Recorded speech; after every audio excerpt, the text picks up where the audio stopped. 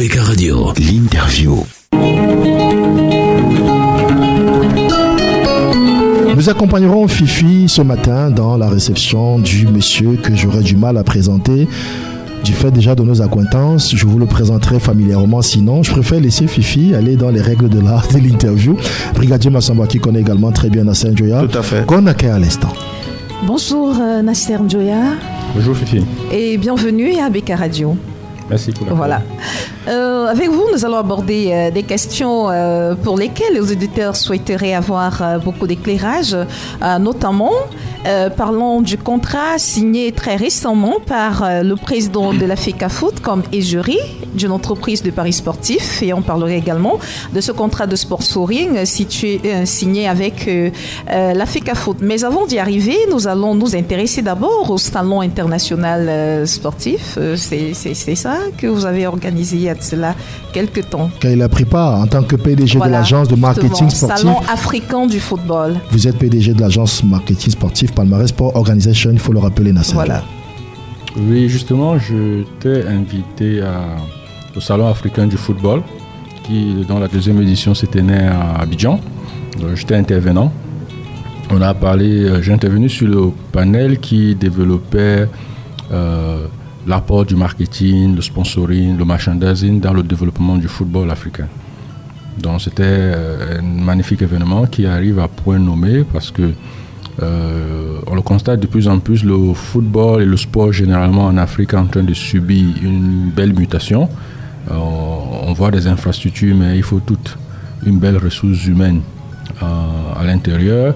Comme je le dis souvent, on a eu les Roger Mila, les Salif Keita, les Samuel Eto'o ou bien les Sadio Mané de l'arène. Aujourd'hui, il faut qu'on apprenne à fabriquer les Samuel Eto'o des coulisses. Des gens qui peuvent permettre à ce que le sport africain aille chercher demain un point de croissance de son PIB grâce au sport. Et aujourd'hui, il y a de l'espoir pour l'Afrique en ce qui concerne ce domaine. Oui, il y a un très bel espoir pour l'Afrique.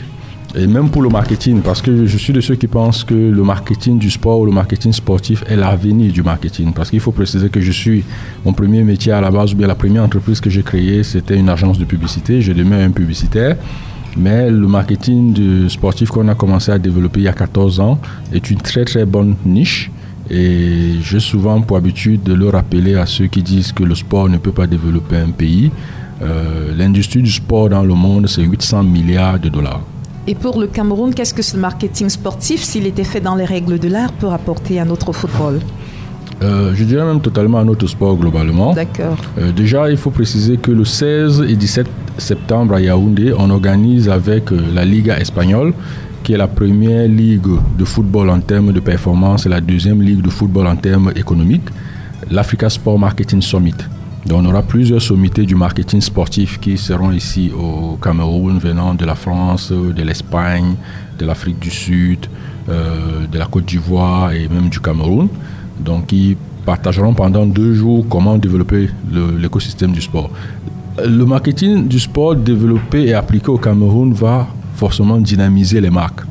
Ça va leur donner d'autres territoires d'expression, d'autres leviers de croissance. Ça va également apporter une grande visibilité au Cameroun si c'est bien utilisé. Là, aujourd'hui, on a un des enfants du pays, Kylian Mbappé, qui visite le Cameroun. En jargon technique, c'est ce qu'on appelle le char of force média. Presque tous les médias du monde parlent du Cameroun. Oui. Maintenant, c'est au Cameroun de savoir comment capitaliser. Voilà. J'ai souvent dit que quand Samuel Eto'o jouait à Barcelone, dans Catalogne, Catalogne représente 20% du PIB de l'Espagne. Quand il jouait à l'Inter de Milan, c'est-à-dire en Lombardie, la Lombardie représente 20,1% du PIB de l'Italie. On aurait pu développer des concepts comme la journée ou la semaine du Cameroun dans ces pays avec Samuel Eto'o comme ambassadeur. On aurait pu trouver des belles débouchés d'exposition pour nos marques. Mais c'est quelque chose qu'on n'a pas pu saisir. Plutôt que de revendiquer que Joël Embiid joue au Cameroun, il faut juste que la Chambre de commerce et le patronat camerounais voient comment faire une exposition des marques camerounaises en Philadelphie, tout simplement. Et c'est possible. Bien sûr que c'est possible. Ce sont Qu'est-ce qu'il faut pour que ce soit possible ? Il faut un projet, il faut une vision. Et après, il faut choisir les hommes qui vont le bâtir et éviter de la politique politicienne qui est souvent un peu l'art négatif au Cameroun. Voilà. Nous allons nous intéresser à un autre sujet pour revenir sur ce contrat qui a été signé récemment par une entreprise de paris sportifs avec Samuel Eto'o. C'était le 26 mai 2023. Et il y en a qui se sont demandé s'il n'y avait pas finalement un conflit d'intérêts dans la signature de ce contrat. Bon, il faut dire qu'on doit s'habituer. On doit s'habituer avec Samuel Eto'o, président de la Fédération du Cameroun, mais Samuel Eto'o également star. Ce n'est pas forcément une première mondiale, puisque Michel Platini, 3 fois ballon d'or et vainqueur de la Coupe d'Europe, a été président de l'UEFA, c'était aussi une star. Peut-être une star d'une époque qui ne bénéficiait pas de l'amplification de l'audience des réseaux sociaux, mais Samuel Eto'o est star avec tout ce qui ça amène comme buzz, good buzz et bad buzz. Maintenant, la signature d'un contrat comme celui-là, est-ce que ça porte un conflit d'intérêt? Ça peut apporter un conflit d'intérêt au moment où la société de paris sportifs permet de parier sur les compétitions locales, c'est-à-dire sur le championnat local. Ce qui n'est pas le cas actuellement. Je lui dis que c'était le cas. Donc si c'est le cas, il y a conflit d'intérêt. Ça, il faut le dire. Et il faut préciser une chose, c'est que le footballeur Zlatan Ibrahimovic est actionnaire à 10% d'une société de paris sportifs. Bien qu'il soit footballeur. Bien qu'il soit footballeur. Ça ne posait pas de problème. Parce que cette société de paris sportifs ne permettait pas qu'on parie sur la Série A, le championnat de première division italien, où évoluait... Dans lequel il est engagé. Oui. Mais le hic s'est posé quand Zlatan est revenu jouer pour la sélection. En ce moment, cette société de paris sportifs permettait de parier sur les matchs de la sélection. Donc, Zlatan avait soit le choix d'enlever les matchs de la sélection tout simplement, ou bien de subir une sanction de la FIFA. Tout à fait. Et donc, pour le cas de Samuel Eto'o fils comme égérie de cette marque-là, on peut parler de conflit d'intérêt. Oui, dans le cas où OneXBet permet qu'on parie sur le championnat local, il y a un conflit d'intérêt. Et maintenant, en ce qui concerne le contrat de sponsoring signé avec la FECAFOOT et la même entreprise, là c'était le 30 juin 2023, est-ce qu'il n'est pas en contradiction avec justement des sanctions qui ont été infligées aux arbitres rendus coupables de paris sportifs? Il y a toujours un problème à ce niveau? Il faut voir cela à 2 niveaux. Ce n'est pas une première qu'une société de paris sportifs soit sponsor d'une ligue de football ou d'un championnat. On a vu en Ligue 1 française Betclic, qui était sponsor de l'Olympique de Marseille, qui est aussi sponsor même du championnat. Mais le problème ici intervient où? Ça intervient que, comme je le disais en amont, cette société de paris sportifs permet de parier sur le championnat local. Et j'ai eu dit qu'il y avait des arbitres qui pariaient souvent sur des matchs qui vont officier en mentionnant qu'il y aura un penalty dans ce match. Et justement, il accordait un penalty. Donc, ça fausse les jeux. Donc, pour que cette société de paris sportifs continue sa collaboration et avec le président Samuel Eto'o et avec le championnat local, il serait mieux qu'elle retire tout simplement les possibilités de parier sur le championnat local. Parce que ces acteurs qui ont une influence sur le résultat peuvent fausser ces résultats-là. Justement. Voilà, donc aujourd'hui, et est-ce qu'il n'y a pas justement un intérêt, si elle retirait les paris sur le championnat de football première division, cela ne réduirait-il pas son gain? Je ne pense pas du tout, parce qu'il y a tellement de championnats, et il y a même des gens qui parient sur des championnats ou qui n'ont même jamais vu un seul match. Donc ça ne va absolument pas réduire son gain. Je pense qu'il est nettement mieux pour cette société de retirer les compétitions du Cameroun. Il faut dire que ce n'est pas la première fois même qu'une entreprise s'intéresse au championnat local. J'ai eu à faire un entretien poussé avec une société de paris sportifs qui, sponsor du championnat ghanéen, voulait être sponsor du championnat camerounais. Après, c'est juste dans la pratique, l'approche qui crée un peu de flou et de bad buzz, parce que déjà, il contracte d'abord avec le président de la fédération, après vient contracter avec la fédération. On peut se poser des questions lors des négociations de montant. Est-ce qu'il n'y a pas eu communication de vase etc. Et donc, vous pouvez comprendre les réactions que certains officiels de la FECAFOOT aujourd'hui ont par rapport aux comptes qui ne leur sont pas rendus finalement sur les clauses véritables de ce contrat. Il faut préciser une chose, c'est quelque chose d'assez aberrant même d'ailleurs, parce qu'on a un comité de gestion provisoire de la Ligue et le provisoire semble parfois être le définitif. Au Cameroun, c'est dommage. Ce n'est pas du ressort de la fédération de gérer le championnat local. C'est du rôle d'une ligue. Donc il faut que la fédération délègue cette responsabilité à une ligue. Et la ligue est composée à pour actionnaire les présidents des clubs. Il est tout à fait normal que les présidents de clubs, ou bien les clubs autant pour moi qui les représentent, parce que ce n'est pas que les présidents des clubs, parce qu'il faut dire que la fédération, ce n'est pas que les clubs. Il y a aussi l'association des joueurs, des arbitres, des médecins et des entraîneurs. Ouais. Ils ont le droit de demander plus de clarté dans les contrats. Il dit que cette opacité est assez surprenante. Donc on peut comprendre la réaction de Henri Dialakwan qui très récemment a démissionné parce qu'entre autres, il n'avait pas de visibilité sur tous ces contrats qui sont signés.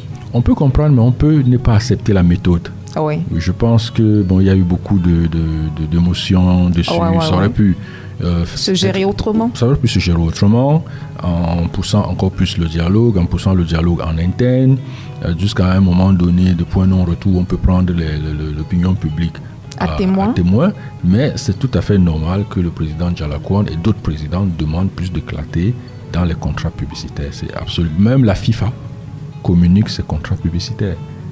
Pourquoi pas la Fédération camerounaise de football? C'est la question qu'on se pose tous. On va comprendre. Moi qui suis un acteur du marketing... C'est peut-être parce qu'il manque de compétences en la matière, des personnes qui leur diraient ce qui devrait être fait.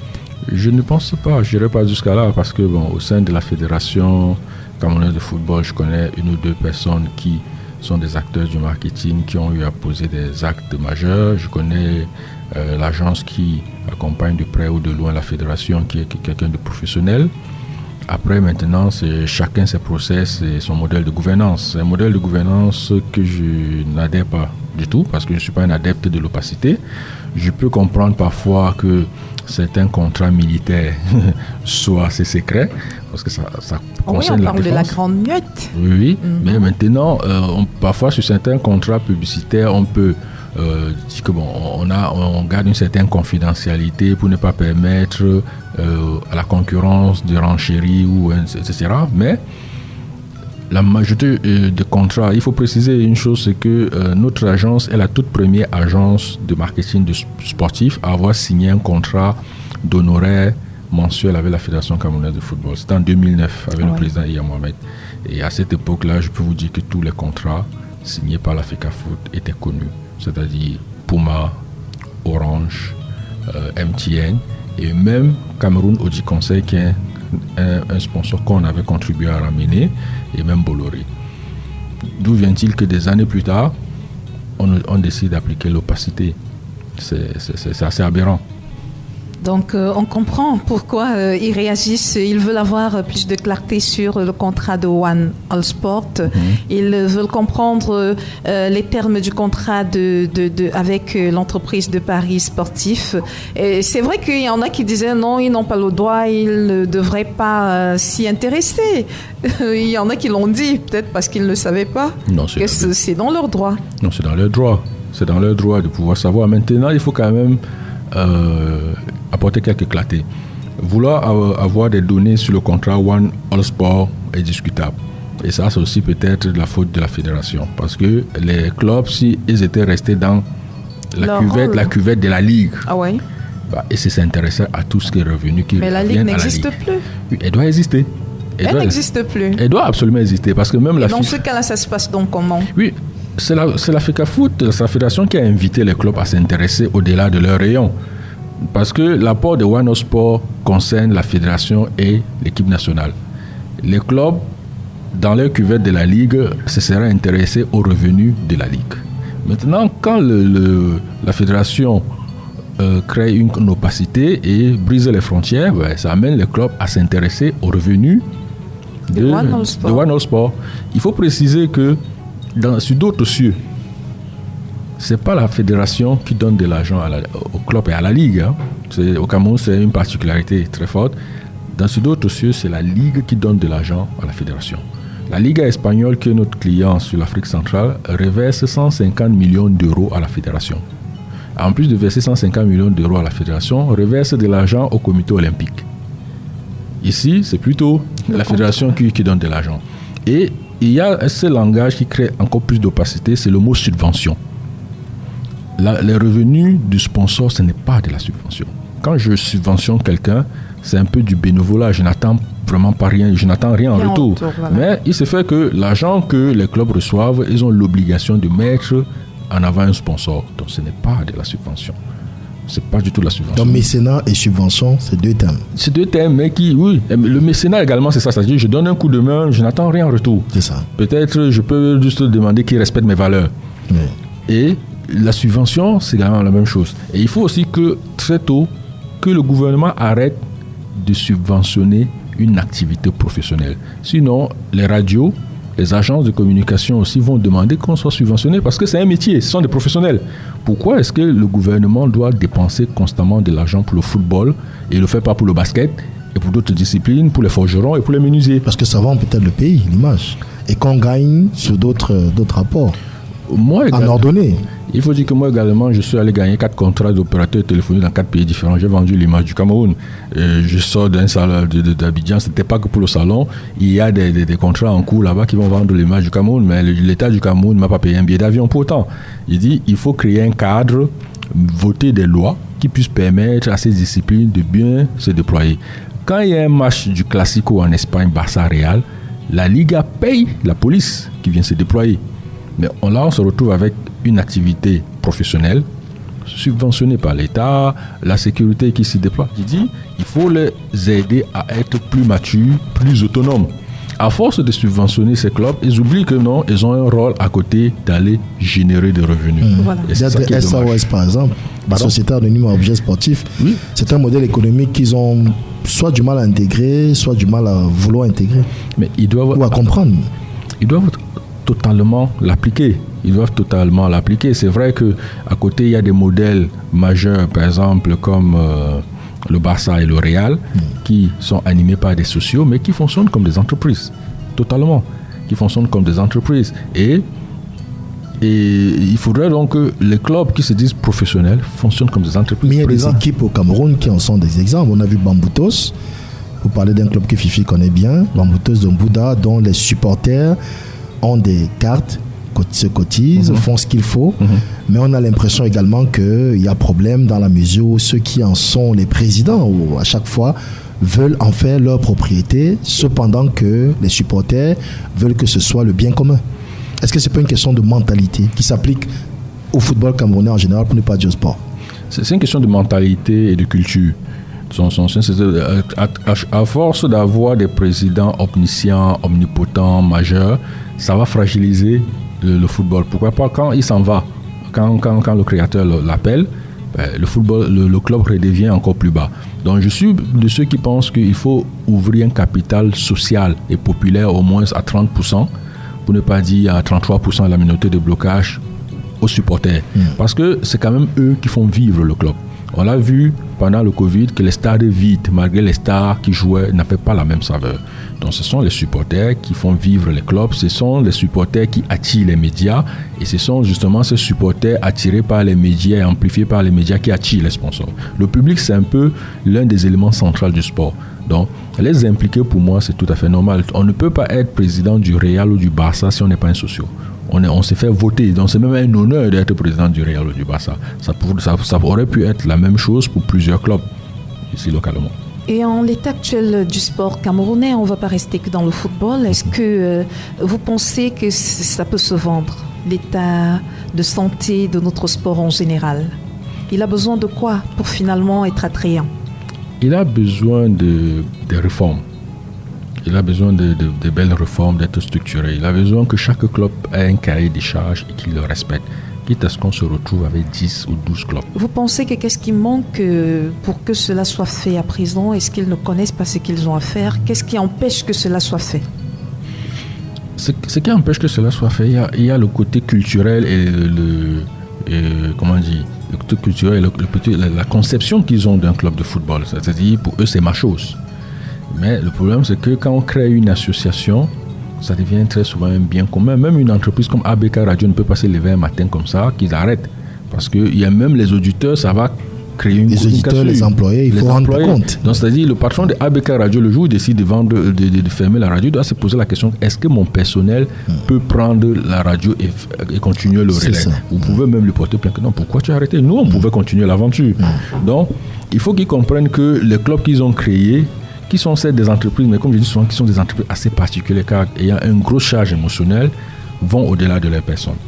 Maintenant, il faut absolument que les présidents de clubs et la fédération comprennent que c'est une activité professionnelle. Autant les médias, autant le sport, c'est devenu une grande industrie. Ce n'est plus un secteur où on accepte des apprentis aussi. Donc, à côté de ça, il faut justement qu'on puisse mettre tout un cahier de charges.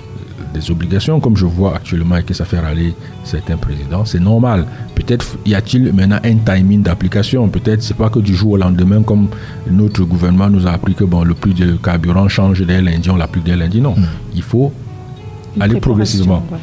Une préparation, mais aller progressivement. C'est-à-dire, l'année 1, il faut au minimum que vous activez 3 items. Oui. L'année 2, vous activez 3 autres items. Et si vous ne le faites pas, à chaque fois, l'enveloppe financière que vous devez recevoir doit baisser. Jusqu'à ce que la 3e année, elle baisse encore plus et on vous exclut des clubs. Donc, il faut qu'on arrive à cela et que chaque club, en début de saison, présente un budget et justifie comment est-ce qu'il compte remplir ce budget. On voit, par exemple, là, ces dernières informations sur la Ligue 1 française, il y a l'Olympique Lyonnais dont sa masse salariale est encadrée. Tout simplement parce qu'il y a un apport que l'actionnaire devait fournir qu'il n'a pas fait. Donc maintenant, à chaque fois qu'ils vont recruter et les salaires qu'ils vont vouloir donner, il doit vouloir justifier cela. Voilà, du budget. Justement. On a vu des clubs être regardés d'une division par manque de budget, par manque d'infrastructures. Donc il faut que ce soit pareil, quitte à ce qu'on ait 10 clubs. La Suisse, qui est plus développée que nous, a 10 clubs en première division. Je ne vois pas pourquoi on doit faire 18-20 clubs dans un pays où on a du mal de quitter du sud pour le nord. Parce qu'il n'y a pas de travail et que les jeunes, majoritairement, à défaut de faire de la moto, jouent au ballon. Il faut bien les encadrer. Je vous fais une confidence. Le football particulièrement, je n'aime pas parler du football particulièrement, mais là, le football particulièrement est un sport qui a un élément sur lequel les États peuvent capitaliser. C'est, si je ne me trompe pas, la seule discipline sportive qui permet ce qu'on appelle les indemnités de formation. Donc, vous imaginez donc que chaque fois qu'on a formé un joueur au Cameroun et qu'il va jouer dans l'équipe A, quand il quitte cette équipe A pour l'équipe B, il y a une indemnité de formation qui est reversée à son club formateur. Aujourd'hui, le Cameroun est le 5e pays en Afrique exportateur des talents footballistiques et dans le top 20 mondial. Ouais. Donc, ça veut dire que ce sont des retours financiers vers le Cameroun. Et si le gouvernement encadre que cette discipline se développe et même les banques en dynamique, ça veut tout simplement dire qu'on peut se retrouver par an, peut-être avec 100 footballeurs camerounais dans le monde qui ont fait office de transfert, se retrouver à encaisser des milliards qui reviennent vers le Cameroun. Mais qui veut dire tout simplement quoi? Des milliards qui entrent dans un circuit formel sur lequel l'État prélèvera forcément quelque chose et même peut-être un pourcentage précis parce que elle a intégré ça dans sa stratégie. Vous voyez un peu. Et donc, quel peut être l'apport du gouvernement camerounais? Tout à l'heure, on a parlé des réformes qui devront être faites. Le gouvernement camerounais peut jouer quel rôle dans cette réforme? Le gouvernement camerounais doit d'abord jouer un rôle de cadre législatif. Donc c'est un cadre législatif qui met, et il va également jouer un rôle d'un cadre infrastructurel. Je suis de ceux qui pensent que les 4 stades annexes, sinon plus qu'il y a peut-être dans la ville de Douala et d'autres à Yaoundé, devraient être dédiés aux clubs de première et deuxième division. Quand on dit par exemple que Union de Douala, ton stade c'est le stade Mbappé-Lépé, avec je sais pas, Astre et autres. Ça devrait être comme ça. Donc, il ne faut pas que Union de Douala se lève le matin, ne sait pas s'il va jouer à Bepanda ou à Bonamoussa. Non, qu'ils sachent que ça, c'est le stade où je joue.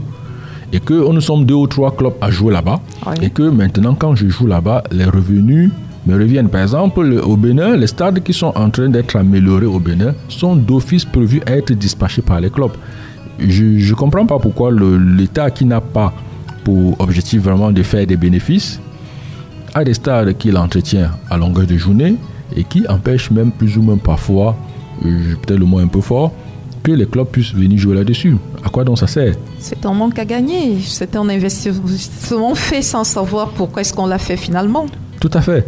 Donc, il faut donc que l'État joue ce rôle-là. Par exemple, il y a une loi qui permet aux entreprises d'investir jusqu'à 5% de leur chiffre d'affaires dans le sport et de le voir défiscalisé. Je ne sais pas si cette loi est déjà appliquée, mais c'est une loi qui va attirer plus de capital dans le sport et qui va permettre au sport d'être développé. Vous avez déjà rencontré des personnes, des particuliers qui aimeraient bien investir dans le domaine sportif? Je suis en discussion même avec un investisseur international qui recherche un club au Cameroun ou en Afrique où investir. Oui. Donc ça intéresse énormément de gens. Il faut préciser qu'au niveau mondial, le Nigeria et le Ghana ont longtemps été dans le top 10 des pays exportateurs de talents. Le monde entier sait que l'Afrique peut produire des Sadio Mané, des Mohamed Salah, des Aubameyang et des Samuel Eto'o.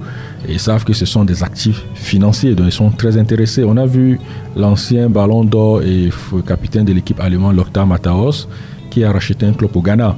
Donc ne soyons pas surpris qu'il y aurait de plus en plus des investisseurs étrangers qui viendront ici. Donc un pays avisé qui a de la vision va anticiper même d'ailleurs sa législation pour les accueillir. Pas qu'il soit surpris un peu comme le gouvernement est surpris avec peut-être Yango et commence à vouloir rafistoler une loi. Non. On peut faire de la prospective, regarder ce qui se passe ailleurs, on se dit tôt ou tard ça va se passer chez nous, on prépare une législation, on les attend. C'est pas qu'un secteur d'activité vient mettre parfois le gouvernement au pas et forcément les lois sont faites au va-vite, parfois au détriment même du gouvernement et du peuple.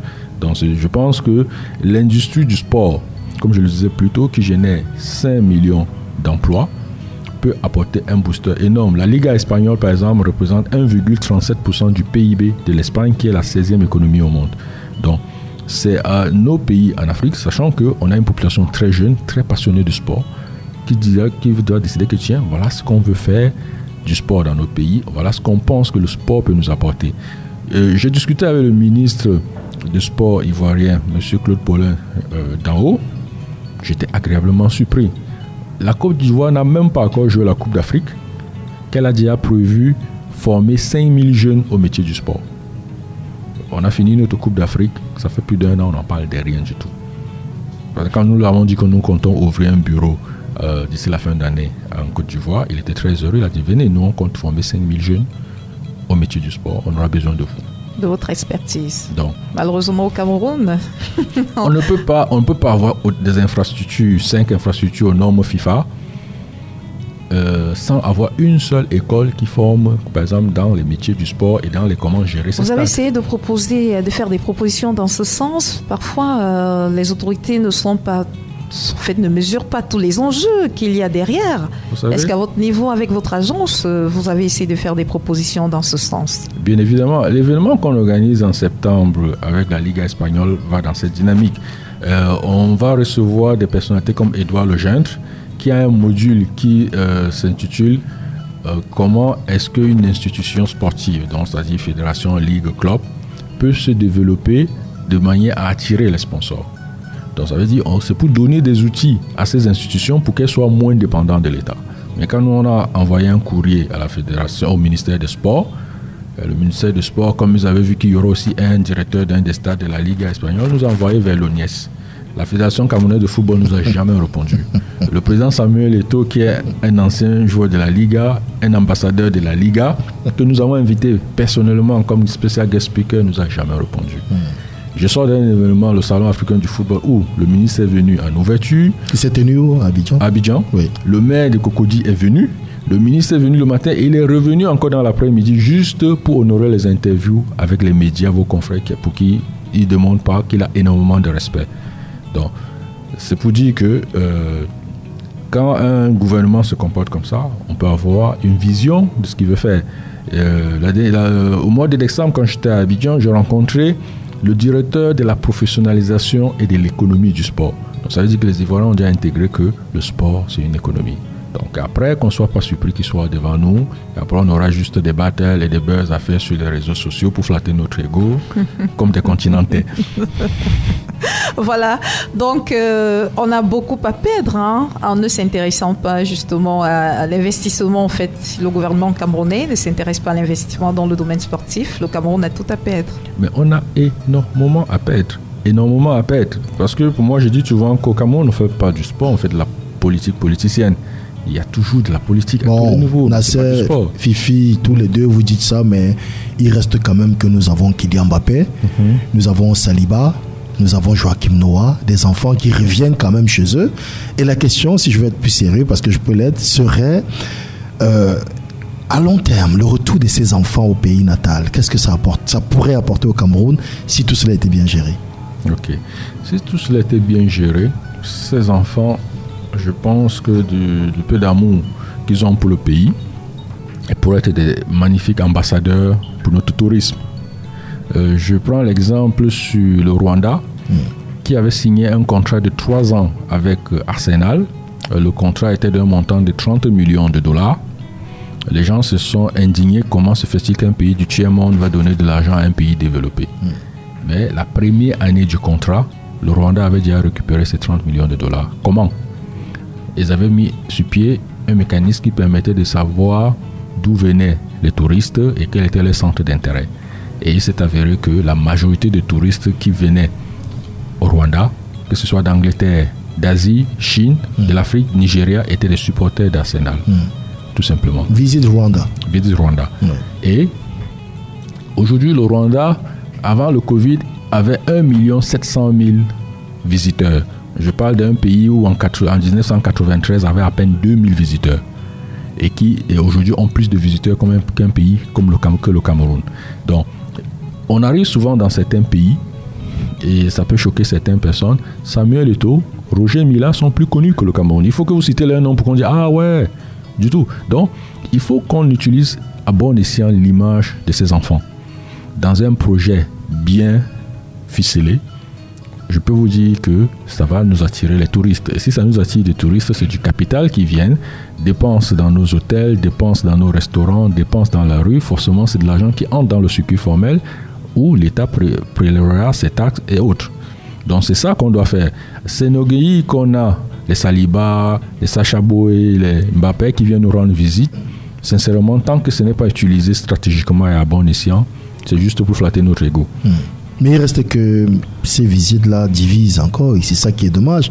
Est-ce que finalement le public n'a pas les retombées qu'il mérite? S'il n'a pas l'air de comprendre qu'au-delà des clivages, la visite de Kylian Mbappé peut être capitalisée, optimisée pour le bien de tous les Camerounais. Ça peut être capitalisé, optimisé à tous les niveaux pour le bien des Camerounais. J'ai souvent pour habitude de dire que les Camerounais sont passionnés de sport mais ils manquent de culture sportive. Et j'ajoute souvent que quelqu'un comme Samuel Eto'o, c'était un peu comme une Ferrari qu'on a remis à quelqu'un qui conduisait souvent la Peugeot, la Renault. Quoi. Sans insulte. Sans insulte pour ces marques, on connaît tous les stand-in. Donc, absolument. Avoir une star mondiale comme Eto'o, on n'en avait jamais eu. Pas dans le talent, du côté star. Donc, voir comment les Camerounais ont souvent réagi avec lui et comme aujourd'hui ils essayent d'utiliser la venue de Kylian pour des intrigues vraiment puériles, ça veut dire qu'ils n'ont rien compris. C'est une chance énorme pour nous d'avoir des enfants pareils. Ou alors on ne leur a pas permis de comprendre, Nasser. Je ne vous coupe pas. On ne leur a pas permis, mais qui doit permettre? Parce que je vous ai dit hier, Fifi, certains médias pro-français annonçaient que Kylian serait reçu par la présidence camerounaise, sans dire par le président, forcément, et qu'il serait reçu par le Premier ministre. Et le programme qu'on a aujourd'hui ne fait plus qu'à, même sur ces radios internationales-là, d'être reçu par la présidente de la République. Est-ce que le Cameroun s'approprie suffisamment ces opportunités pour nous faire comprendre comment on pourrait gagner quelque chose là-dedans? Peut-être qu'il faut vraiment qu'on s'attache des services des gens comme vous, sans contour ni de tout, pour une fois. Oh, je pense qu'ils sont libres de travailler avec qui ils veulent. Oui, mais parce que ça peut à un moment agacer d'avoir l'impression qu'on navigue à vue. C'est ce qu'on fait depuis plusieurs années, on navigue à vue, il ne faut pas avoir peur de le dire. Donc, le programme de Kylian, je sais que j'ai lu le Premier ministère, mais je n'ai pas lu présidence. Ah ouais. J'ai pas lu... Mais le média dont je parle, qui est pro-français, tout le monde sait, qui est très écouté en Afrique, parlait jusqu'à hier abondamment de présidence. Et notre chaîne, l'Office national ne parlait même pas de visite ni au Premier ministère, ni à la présidente de la République. C'est hier soir qu'ils se sont mis à en parler comme ça du bout des lèvres. Bon, je ne sais pas si son programme officiel a été partagé avec ces médias, sinon il y aura moins de dissonance. C'est de tout cela qu'il s'agit. On a quand même Yannick Noah qui fait partie des chevilles ouvrières de son arrivée au Cameroun.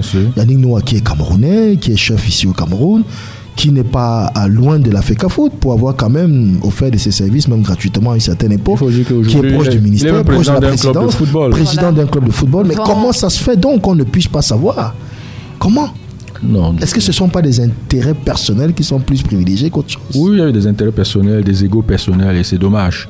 Parce qu'il faut dire que la venue d'un Kylian Mbappé un peu plus près d'un enfant qui est passionné de football, c'est un message très fort. Il faut, parlant même de ce Yannick Noah a été impacté par Arthur H lors d'une visite à Yaoundé, qui lui avait offert une raquette en disant rendez-vous à Wimbledon. Et c'est son rencontre. On a vu ce qui s'est passé, ils se sont rencontrés. Samuel Eto'o a grandi avec pour image qui brillait Roger Mila. Voilà. Donc, quand ces jeunes arrivent au Cameroun, il y a un jeune qui le rencontre et dit je veux être comme lui demain.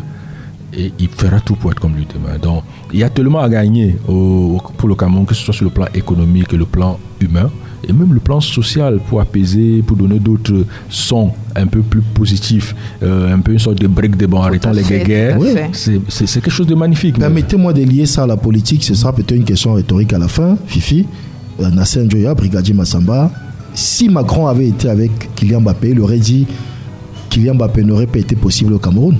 Il aurait pu nous sortir ça, non? Bien évidemment. Et c'est vrai qu'un Kylian Mbappé n'aurait pas été possible. Et comment ça? Voilà. Ça, c'est la vérité. Pourquoi? C'est vrai que je l'ai dit. Mais tout simplement parce qu'on a un modèle de gouvernance, et je le dis souvent, ça peut choquer certaines personnes. Si vous prenez le modèle de gouvernance au Cameroun, vous mettez au Vatican, le Vatican va faire faillite. Et non, c'est un peu dur. Non, c'est dur, mais c'est vrai. Parce que c'est un modèle de gouvernance qui, jusqu'à pour moi, ils en ont tellement accumulé que ce serait difficile de faire faillite, même en utilisant 100 lingots d'or issus d'Afrique par jour. Hein, je vous promets. Donc, en fait, c'est juste qu'on est capable d'intégrer Kylian Mbappé dans un concept d'équilibre régional, de soit il est encore très jeune, et de le mêler à certaines frustrations. Donc c'est un peu c'est là, donc il aurait été possible qu'un Kylian Mbappé n'existe pas au Cameroun. Mais Nasser Njoya, aujourd'hui, est-ce que Yannick Noah est désormais annoncé, en fait, et on a qui l'annonce comme candidat à la présidence de la FECAFOOT pour le prochain mandat? Est-ce qu'il pourrait finalement apporter à ce football une autre vision que celle qu'on a actuellement? Si jamais il arrivait à être porté à la tête de la FECAFOOT. Je pense que toute personne qui arrivera à la tête de la FECAFOOT apporterait une nouvelle vision, ça c'est sûr. Yannick Noah, en tant que président d'un club de football et chef d'un village à Yaoundé au Cameroun, sa légitimité en tant que Camerounais ne se discute pas. Et le précédent, Samuel Eto'o, avec un passeport espagnol qui pour moi reste un Camerounais, crée un précédent qui ouvre aussi la porte à Yannick Noah. On ne pourra pas refuser sa camerounité qu'on n'a pas refusé à Samuel Eto'o, même si on veut arguer que l'un a servi les drapeaux du Cameroun et l'autre pas.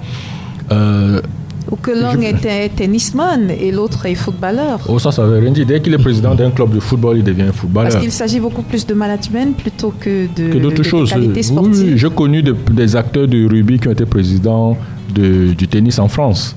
Donc, et on a vu Mourad Bougela qui était président de Rugby Club de Toulon, qui est aujourd'hui président d'un club de football.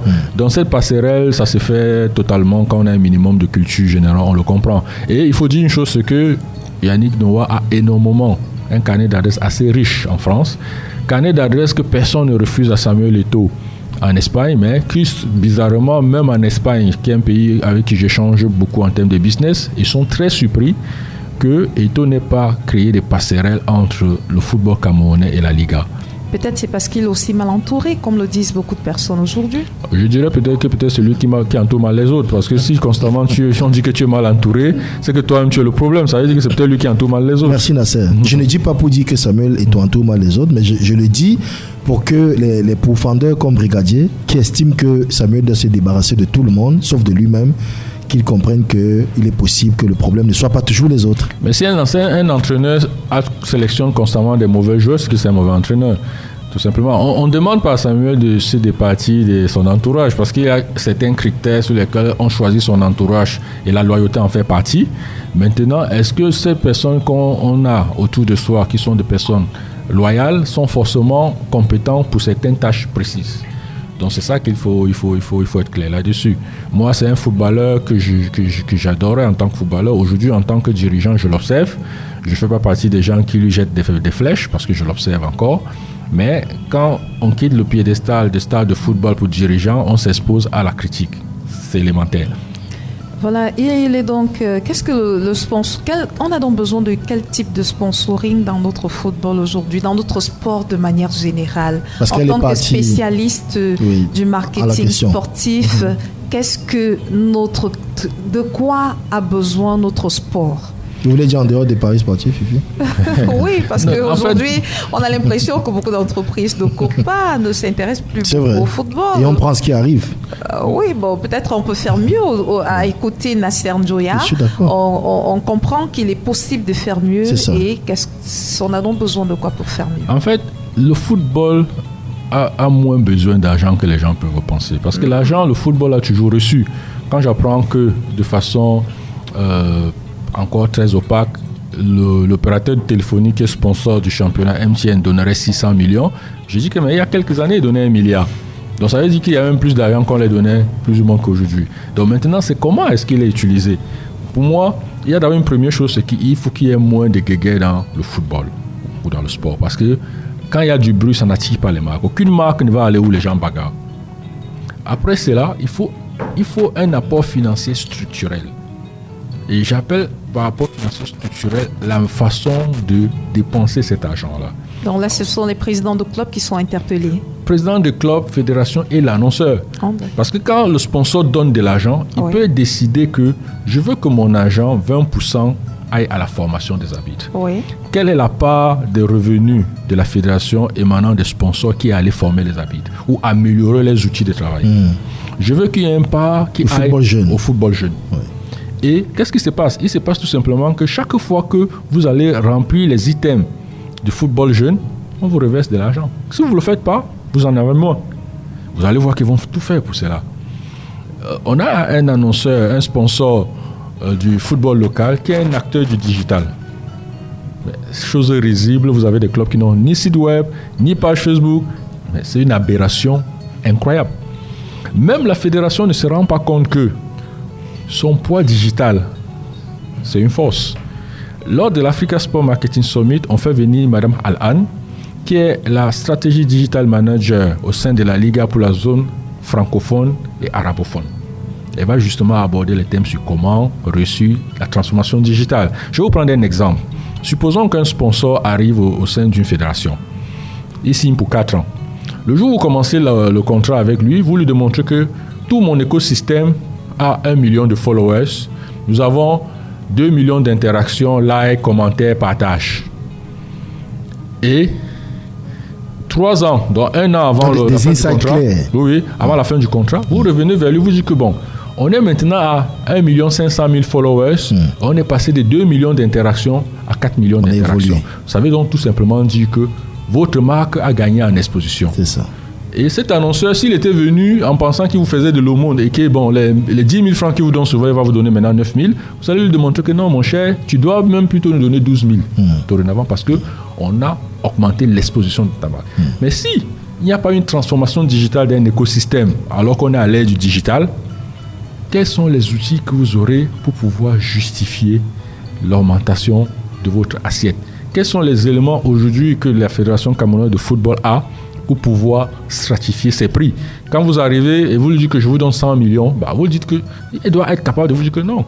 Mon championnat, c'est que vous voulez prendre vos 300 millions et qui démontre scientifiquement en quoi ça vaut 300 millions. Mais aujourd'hui, la Fédération n'est pas très capable, j'en suis pas sûr. Mais tant qu'il n'y a pas ce travail structurel, on perdra de l'argent, on en gagnera moins également. Donc pour moi, il ne suffit pas de donner de l'argent aux fédérations, mais il faut le faire de façon structurelle. Je vais vous prendre un exemple pour sortir du sujet. La Liga espagnole aujourd'hui, c'est qu'elle ne peut pas sur le marché domestique avoir les mêmes droits télé que la Première Ligue. Pourquoi? Parce qu'elle est dans les 40 millions d'habitants et La première ligue bénéficie d'un bassin démographique de la Grande-Bretagne qui est 80 millions d'habitants. Donc rien que les abonnés télé de ce marché est plus que les leurs. C'est ça. Maintenant, ils demandent au club que où est-ce qu'on peut avoir la croissance? C'est sur le marché international. Maintenant, il y a la société commerciale de la Ligue qui a été créée et il y a une société qui est venue, le CVC qui est venu reverser, je crois, pratiquement 1,6 milliard. Cet argent est partagé à chaque fois que vous remplissez Votre quelque chose. Par exemple, on peut arriver à faire comprendre à nos clubs que Canon de Yaoundé a une fanbase à Yaoundé, mais qu'est-ce qui empêche Canon de Yaoundé d'avoir une fanbase dans le nord du Cameroun? Qu'est-ce que nos clubs proposent, par exemple, aux Camerounais de la diaspora? Quel est le produit que le football peut proposer? Et je prends un exemple. Un club comme Canon de Yaoundé, qui est un vivier énorme de légendes de notre football, est capable non seulement à proposer peut-être un produit via une application à notre diaspora, mais intégrer un meet and greet. On sait qu'on a une forte communauté camerounaise dans le Maryland aux États-Unis. On prévoit dedans que sur l'année, peut-être Thomas Nkono qui a joué au Canon passera là-bas pour un dîner, machin truc, avec dédicace au membership gold d'un maillot du Canon, etc. Donc, il faut qu'on leur propose quelque chose, qu'on puisse ramener de l'argent au sein des clubs. Donc, il faut vraiment un travail structurel, que l'argent ne serve pas juste à encaisser, payer les salaires et tout. Mais il faut que l'argent, une partie paye certes les salaires, mais qu'une partie fait évoluer l'écosystème du sport avec un travail structurel. S'il n'y a pas un travail structurel à chaque niveau, difficile. On n'aura aucun résultat. On va leur donner de l'argent, ils vont dépenser. On va leur donner de l'argent, ils vont dépenser. Et concernant les droits TV, comment est-ce qu'on peut les capitaliser? Les droits TV aujourd'hui sont encore très très minimes. Il se fait qu'elles existent un tout petit peu. Je pense qu'on doit travailler à améliorer les droits télé. Et pour travailler à améliorer les droits télé, c'est qu'il faut travailler le spectacle. Et le spectacle, c'est d'abord les joueurs. Donc, forcément, pour améliorer le spectacle des joueurs, c'est quoi? C'est bien les former. C'est avoir des moyens financiers pour aller chercher quelques meilleurs en attendant que ceux qui sont encore des poupins puissent grandir. Donc, quand il y a ces spectacles-là, forcément, la télé vient et les annonceurs viennent également. Mais par contre, il faut aussi élargir l'assiette fiscale des revenus du sport. Moi, je suis très, très, très, très surpris que les sociétés de paris sportifs ne soient pas... Il n'y a pas une taxe qui se les soit relevée pour financer le sport. Normalement, on doit pouvoir prélever 1 centime, 2 centimes sur les paris sportifs pour financer le sport. Parce que la base, la matière première de leur activité, c'est le sport. Tout à fait. Et donc, je vais vous titiller un peu au Salon africain du football auquel vous avez pris part à Abidjan. L'Africa Foot y était représenté. Le mieux pour nous parler du ministère des Sports camerounais. Parce qu'on parle du Salon africain. C'est une très bonne question. Beaucoup de pays sont venus ont assisté à ce salon. Le fondateur du Salon africain du football, M. Jean Tanguy Yapouedou, m'a envoyé le dossier de la Fédération camerounaise de football. Je l'ai envoyé sur Yaoundé à mes collaborateurs qui ont déposé à la Fédération camerounaise de football. Je connais beaucoup de gens qui travaillent encore à la Fédération camerounaise de football. Je les ai mis, je ne vais pas citer les noms et les postes, je les ai mis en contact avec M. Jean Tanguy Yapouedou. Le Salon africain du football offre un stand gratuit à la Fédération camerounaise de football. Personne n'est venu. Il est resté vide. Il est resté vide, personne n'est venu. C'est-à-dire en mais fait pourquoi? Parce qu'il faut également aller comprendre, Nasser. Peut-être que la fédération n'en voit pas le bien fondé. On n'est pas preneur de tout non plus, non? Il faut dire, j'ai rencontré des gens de la fédération et on m'a dit que c'était un beau cimetière des dossiers administratifs. Donc si vous voulez qu'un courrier ne vous soit jamais répondu, il faut écrire à l'Africa Foot. Il ne va pas vous répondre. Donc, je ne sais pas pourquoi ils ne sont pas. Peut-être c'est suffisant. Parce que vous savez, le charme du Cameroun, justement, quand on voit nos dirigeants se comporter et qu'ils ont un peu quelques ingrédients de la jouissance de la vie, c'est-à-dire la bonne nourriture, les jolies femmes et un environnement un peu beau, pas la nature, hein. C'est que tu peux dire que je suis roi de mon petit patelin et ça me suffit. On a vu un ministre, c'est le gosier, qui un côté pouvait prendre feu, mais tant qu'il boit son matango, ça lui va. Donc, quand tu ne te suffis pas dans la vie, tu vas chercher ailleurs. Moi, par exemple, en tant qu'entrepreneur, ça ne me suffit pas le marché camerounais. C'est pour ça que je vais chercher ailleurs. Ça tout dépend de notre naissance aussi. Vous êtes quelqu'un de bien né. Nasser Njoya, votre patronyme vous dispose quand même à être à l'abri depuis l'enfance d'un certain nombre de choses. Peut-être que certains qui sont arrivés et qui se contentent du matango, si le reste de la maison brûle, viennent de quelque part où ils savent ce que souffrir veut dire. Et qu'aujourd'hui, plutôt que de chercher mieux, ils se contentent de peu. Vous savez, déjà... C'est Camerounais, non? Oui, mais c'est peut-être aussi de l'humain. Mais il faut dire une chose, c'est que mon patronyme ne suffit pas. Mon patronyme ne suffit pas. Moi, la seule chose que j'utilise sur mon patronyme, Didier, tu vas être surpris, c'est que le jour où mon père m'a raconté l'histoire de Charayen, mon ancêtre, que le mec était un prince Tika, il est quitté de son statut de prince Tika, il aurait pu bagarrer avec ses frères pour le titre de roi, mais il est allé s'asseoir et fonder son royaume, qui aujourd'hui est plus grand que celui de ses parents. J'ai juste compris que si un monsieur a quitté son confort, branché dans la brousse, sans GPS, sans carte bancaire, il a réalisé ce qu'il a réalisé, moi également je peux faire autant. Donc je me nourris de cette histoire largement suffisante. Mais il faut aussi dire que certains qui pensent que peut-être des gens naissent héritiers ou bien une fortune, même entretenir l'héritage, il faut un certain talent. Évidemment. Sinon, les gens vont le dilapider. Évidemment. Donc, moi, je suis très surpris. Et ça, c'est pas la première fois. Je me rappelle, à l'époque du président, la présidente du monsieur Tombi, je participais au salon européen du marketing sportif. J'avais un stand. J'ai proposé à l'Africa Foot de l'époque. Ils avaient un match amical en Belgique contre un club, une sélection africaine. Je les ai proposé de venir sur mon stand, de se présenter. On venait de gagner de faire la demi-finale de la Coupe d'Afrique féminine et de gagner la Coupe d'Afrique masculine. Je les ai proposé cela. J'ai pu obtenir la modification du programme du Salon européen du marketing sportif avec une prise de parole de la Fédération camerounaise de football. Personne n'est venu. Absolument. Et c'est bien dommage. C'est l'un de vos regrets. Je dis, ceux qui connaissent la distance entre Bruxelles et Paris, c'est à peine 1h30. Oui. Personne n'est venu. Donc, ce n'est pas une nouveauté.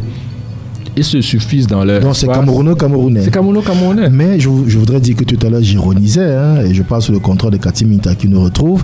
Quand je parlais de votre extraction, de votre patronyme, vous êtes quelqu'un que j'ai le privilège de connaître depuis de longues années. Et depuis le temps, je vous ai vu rarement vous reposer. Vous n'allez pas à Istanbul comme Cathy Minta pour vos congés. Vous restez au Cameroun. Vous vous battez aux côtés de madame pour faire marcher Marokia, qui est partie du Maroc pour le Cameroun. C'est quelque chose de bien assez. Au-delà de dire que vous êtes fondateur et CEO chez Match One, start-up ayant conçu l'application et le réseau social pour l'acteur du sport Match One, vous avez fait tellement de choses, Nasser, que je crois qu'il serait temps, s'ils ne veulent pas vous écouter, que vous laissiez faire et que vous nous créez une autre fédération. C'est possible, non? Créer une confédération pour implémenter les choses. Oui, c'est pas possible, ça. C'est toujours possible de créer une fédération, mais cette fédération ne sera pas reconnue par la FIFA, ça c'est sûr. moi, ce que je fais aujourd'hui dans mes activités, c'est qu'on a ouvert un bureau à Casa en 2017, et un bureau à Kigali en 2019, et là on va ouvrir à Abidjan. J'ai toujours pour habitude de dire que l'Afrique, c'est 54 magnifiques pays. Oui. Donc, si un seul pays vous déçoit, 54 pays ne pourront jamais vous décevoir. Et vous avez fait plusieurs de ces pays. Vous avez, vous, en tant que visionnaire, chef d'entreprise, passionné de publicité, vous êtes probablement le publicitaire africain ayant apporté son expertise sur un plus grand nombre d'opérateurs de téléphonie en Afrique, au Cameroun avec MTN, nommons-les, Axel en Centrafrique. Arrêtez-moi si je me trompe, Télécel au Niger, c'est bien ça? Télécel au Niger, oui. À Vodacom en RDC. En RDC et Tigo Tchad. À ça, félicitations mon cher. Et tout récemment, on a acquis le budget de la marque de thé Golden Victoria sur 6 pays en Afrique. J'ai envie de dire, Samuel Eto'o, appelez Nasser Njoya. Franchement, appelez-le. Je pense qu'il est bien entouré, il ne faut pas le déranger. Eto'o, appelez Nasser Njoya. De lundi à vendredi dès 7h. Retrouvez dans le 7-10, 7-10h. Abeka Matin, premier sur le matin. Les invités consultants de classe exceptionnels.